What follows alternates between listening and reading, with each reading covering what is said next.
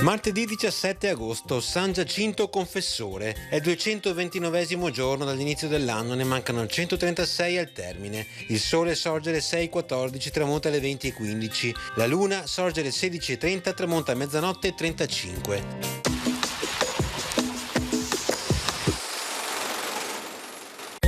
Marcantonio Bragadin, eroico difensore di Famagosta, affronta serenamente il martirio. I turchi, inferociti dalla resistenza opposta dei veneziani, non osservano i patti della resa, passano a fil di spada alcuni ufficiali veneti e invitano il Bragadin a rinnegare la fede cristiana. Allo sdegnoso silenzio del martire esplode la terribile collera del comandante Mustafa, che gli taglia le orecchie e lo fa scorticare vivo.